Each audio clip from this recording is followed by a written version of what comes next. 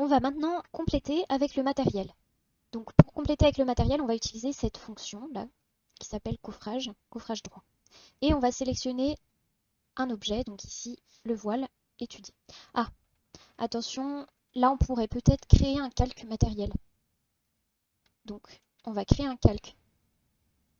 Voilà, nouveau, un calque matériel et on va le rendre actif. Voilà. Tac, ça je supprime, je vais le recréer. Donc on se place dans le calque matériel, hop, on clique sur le voile étudié et vous voyez que la banche va se positionner, les banches vont se positionner autour du voile. Là, ça s'est plutôt bien positionné. On va simplement vérifier qu'on a bien 15 cm ici. On a parfaitement 15 cm pour nous laisser la place pour manipuler la boue. Et vous voyez là, la banche dépasse vers l'extérieur. Donc celle-ci, elle s'est parfaitement positionnée. On va faire de même sur ce long voile intérieur et puis je vous laisserai procéder de la même manière sur le voile de façade. Alors, hop, je reprends la fonction, je clique sur le solide en question. Là, vous voyez que ça se place un petit peu moins bien. Donc, on va créer une petite ligne ici de 15 cm pour venir placer cette première banche au droit de cette petite ligne.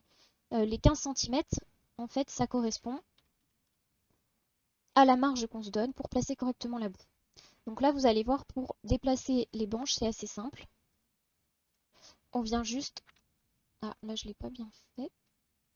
On vient juste s'accrocher à l'extrémité de la ligne. La ligne, je la supprime. Et une fois qu'on a une première banche bien placée, on va pouvoir caler les autres banches par rapport à cette première banche. Donc là, à chaque fois, je vais venir me déplacer. Là, pareil. Alors, vous voyez que vous pouvez attraper directement le point sans aller sur la fonction déplacer. Alors, ici, on termine avec une banche de 30 de longueur, pardon. Et là, vous avez une règle de compensation. Donc, la règle de compensation, elle va nous permettre d'avoir les 15 cm d'about, nécessaires pour la boue. Voilà, là, on est plutôt bien placé. On va aligner les banches de l'autre face en face des premières. Donc, je vais prendre la fonction déplacer. Et là, je vais voilà, m'aligner en utilisant la fonction extension. Elle se propose automatiquement. Donc déplacer, je vais venir déplacer ce point-là ici. Ici, vous voyez qu'on va pouvoir... Alors là, je suis obligée d'aller chercher la fonction déplacer. On va pouvoir, hop, se déplacer comme ceci. Et là, ça a l'air d'être correct. On vérifie juste l'alignement extérieur. Ouais, on est bien aligné. Donc on a réalisé le calpinage des banches pour le deuxième jour, enfin le deuxième voile du jour 1, pardon. Ici, je replace juste le texte au centre du cercle. Il n'est pas d'accord. Voilà, comme ça. Et vous allez faire de même sur le dernier voile. Alors, juste un petit peu de vocabulaire ici. Donc, ce que vous voyez ici, c'est une vue de dessus des banches, des modules de banches. Ici, ce que vous voyez, c'est les trous qu'on va laisser pour les entretoises. Les entretoises, ce sont des tiges qu'on va faire passer à travers le moule, à travers le mur, et qui vont permettre de s'opposer à la poussée du béton, qui vont permettre de maintenir le coffrage en place pour garantir l'alignement à la verticale des voiles. Voilà. Et donc là, ce que vous voyez, c'est la plateforme vue dessus. Ce trou-là, c'est l'emplacement de l'échelle qui permet d'accéder à la plateforme. On est tout en vue dessus. Donc je vous laisse poursuivre avec le troisième voile du jour. Normalement, en complétant avec le dernier voile, vous obtenez ce résultat. Donc on va maintenant extraire les informations du jour 1 en fichier CSV et on va compléter ce fichier CSV pour renseigner un certain nombre d'éléments, notamment la hauteur des voiles. Normalement, en complétant avec le dernier voile, vous obtenez ce résultat. Donc on va maintenant extraire les informations du jour 1 en fichier CSV et on va compléter ce fichier CSV pour renseigner un certain nombre d'éléments, notamment la hauteur des voiles. Donc on sélectionne l'ensemble du projet, enfin l'ensemble du jour 1, et on va cliquer sur la fonction là, tableau simple. Cette fonction, ah, il ne veut pas me le faire.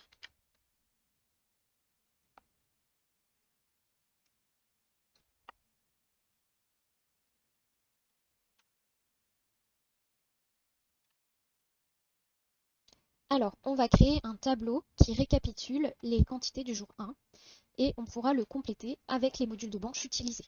Donc, vous cliquez ici sur Tableau, Tableau simple, sélectionnez les objets, tapez sur Entrée pour clore. Là, il me demande de sélectionner la famille de banches. On est toujours sur la def numéro 1. Récupérer le coffrage par numéro d'objet. Là, on va dire non, parce que cette fonction, malheureusement, elle ne marche pas correctement.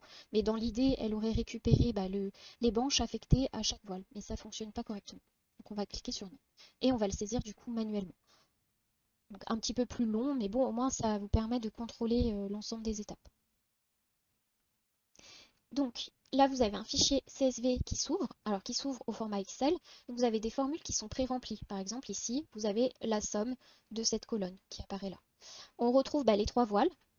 Donc le petit voile en façade, le grand voile en façade et le voile intérieur. Donc on va pouvoir compléter ce tableau avec la hauteur notamment des voiles. L'épaisseur, elle est obtenue automatiquement quand on a dessiné les différents voiles. Et nous, ce qu'on va faire, c'est qu'on va compléter en précisant à chaque fois le nombre de modules utilisés. Donc, vous voyez que vous avez des banches de 2,50 m, des banches de 1,25 m, de 62,5 cm et 30 cm. Donc on va pouvoir compléter jour par jour. Donc, par exemple, pour le jour 1, on va avoir l'utilisation d'un jeu de banches de 250. Là, vous voyez que la somme, elle s'opère automatiquement. On continue pour le grand voile de façade.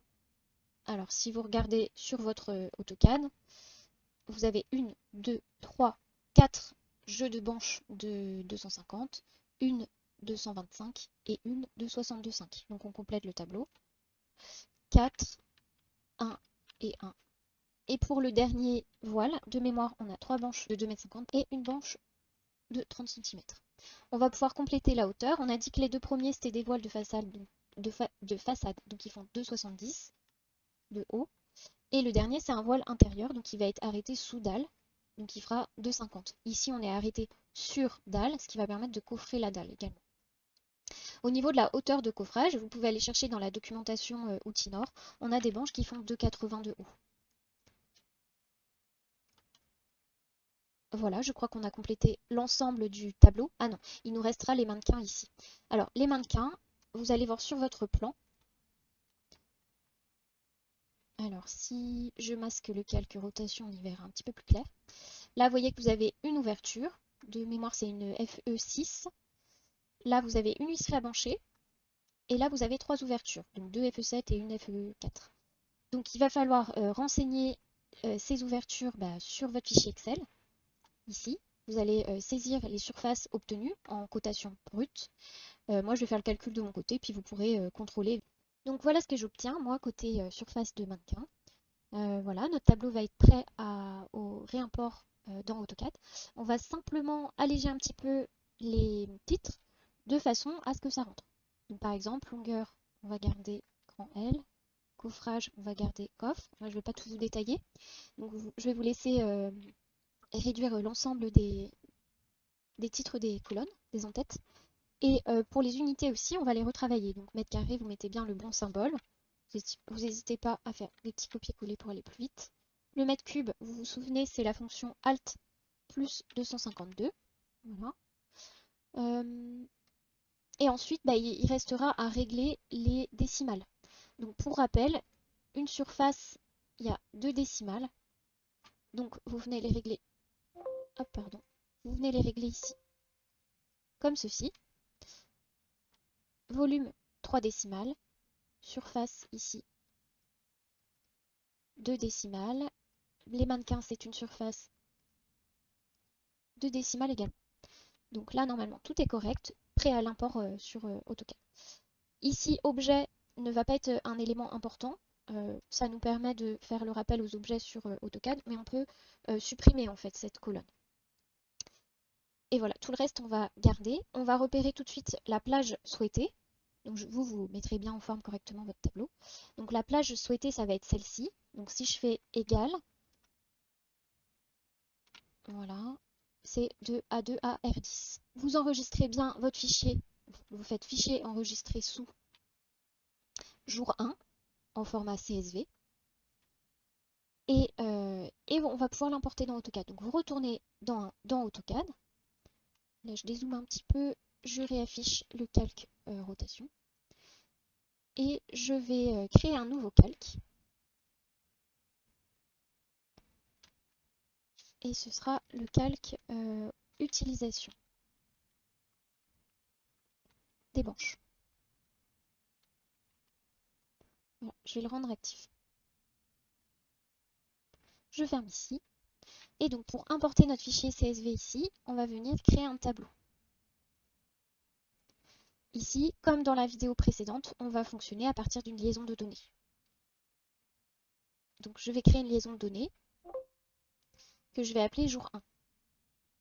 Donc vous allez aller, alors moi elle est déjà créée, mais vous allez cliquer ici, aller chercher le chemin. Donc juste pour vous rappeler, bon, je l'appelle jour 1 bis. Le chemin, il est un petit peu particulier. En fait, eMethod va stocker les fichiers sur C. Donc vous allez là et vous allez sur le disque C, I love eMethod, et ça va être dans face voile. Et là, il va falloir aller chercher des fichiers CSV. Et là, vous retrouvez le jour 1 que vous avez sauvegardé à cet endroit-là. Après, il se peut que vous l'ayez enregistré dans votre dossier personnel, vous le retrouvez là où vous l'avez stocké. Donc on clique sur le jour 1, on fait ouvrir. Impossible d'attribuer un chemin relatif, ça c'est pas très grave. On gardera le chemin complet. Et je ferme ici. Alors attention, là j'ai dû aller un petit peu vite. Vous fermez pas trop vite, vous faites OK, sinon la liaison elle se crée pas. Alors là, on va revenir sur une table vide pour venir régler ici la largeur des colonnes. On prendra ici dans ce projet une largeur de 90. Pour le style du tableau, on va venir modifier le style. On aura pour l'ensemble des données en tête et titre, on aura des marges de 5 là. Donc on va devoir le faire pour chacun des éléments. Ensuite, pour texte, on aura une hauteur de texte de 20 pour les en-têtes, de 17, alors on peut même mettre 18 pour les données, et de 25 pour les titres. OK, fermé, et 90 pour les colonnes. Donc on reprend notre liaison de données, le jour 1. Là, ça prend un petit peu de temps, il essaye de créer l'aperçu. Alors l'aperçu ne sera pas représentatif de ce qu'on va obtenir. Et on va placer le tableau au droit du plan. Voilà. Et là, vous avez un tableau qui est plutôt bien mis en forme. On va retrouver le total du jour 1. Alors moi, cette cellule, je l'ai créée comme ceci. Enfin, je l'ai complétée comme cela. Elle s'appelait 1 précédemment.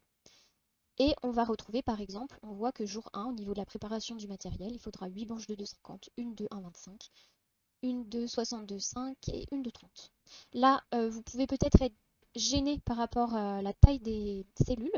Donc je vous montre comment modifier. Donc on place le curseur à l'intérieur du tableau et on fait une sélection comme ceci. Ici on va pouvoir modifier par exemple la hauteur de cellule. Donc on a une largeur de cellule de 90. Donc là dans ce sens-là on a 90. Donc je pense que si on prend 70, voilà, on aurait quelque chose de plus espacé. Ici on peut aussi régler le texte et par exemple avoir un alignement milieu-droite pour l'ensemble des cellules. Donc ça c'est bien pour le texte. Ah là j'ai pas bien réglé mes décimales.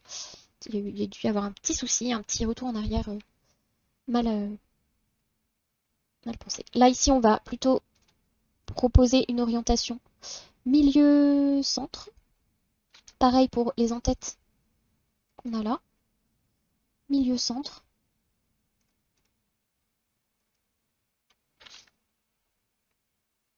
Voilà, donc là on a quelque chose de bien renseigné et ça va convenir pour l'impression. Alors le tableau, je vais juste le remonter un petit peu plus proche du dessin. Voilà, pour préparer l'impression. On va pouvoir préparer l'impression. On va imprimer à l'échelle 1/75e, on va essayer en tout cas. D'ailleurs, c'est vrai que mon tableau, peut-être qu'il sera un petit peu grand. Donc, je vais juste réduire la ligne 6. Là, on va pas mettre 70, on va mettre 20. Et je sais pas si on peut fusionner. Non, on peut pas. On va rester comme ça. Donc là, c'est pas mal. Donc, on passe à l'impression. Donc, là, ici aussi, on peut faire encore une petite étape d'amélioration. Là, ici, on va pouvoir centrer. milieu, centre. Voilà, comme ça c'est plus clair. Donc, une fois que tout est bien mis en forme, on va pouvoir passer à l'impression.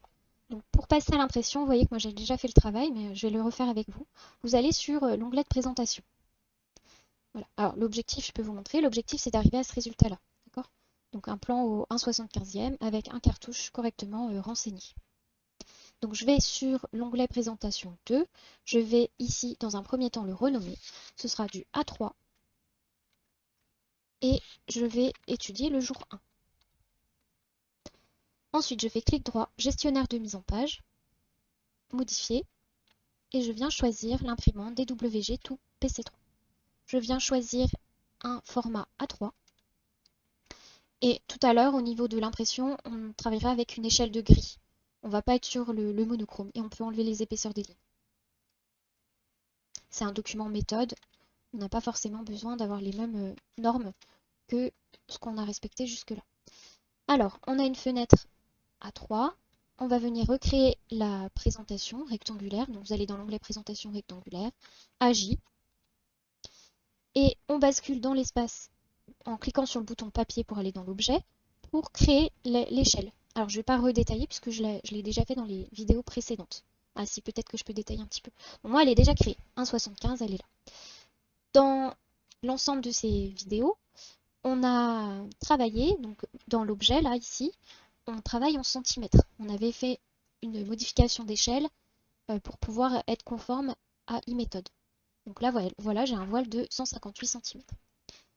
Ici, dans l'espace papier, je suis en millimètres. Je veux que 1 mm soit égal à 75 mm, c'est l'échelle 1/75e, et 75 mm, ça fait 7,5 cm. Donc pour définir correctement l'échelle 1/75, je vais la redéfinir, donc je vais faire personnaliser, la redéfinir. Je vais dire que 1 mm est égal à 7,5 cm. Voilà. Et là, l'échelle, elle est correctement paramétrée. Donc, je vais juste glisser le plan pour afficher le jour 1. Ah, malheureusement, le tableau ne passe pas. Alors, il y a peut-être quelque chose que j'ai pas bien fait dans le gestionnaire de mise en page, je suis allée un peu vite. Ah voilà, j'ai pas pris ISO Expand A3. Donc je recommence. Voilà, je gagne un peu de marge là. Donc je me mets dans l'espace papier, je supprime la fenêtre de présentation. Je recrée une fenêtre rectangulaire, je fais AJ. Je clique sur le bouton papier pour choisir l'échelle 1/75e que vous aurez préalablement définie. Je me place sur le jour 1 et ça ne rentre pas tout à fait encore. Donc là, on va venir agir sur la hauteur des lignes du tableau.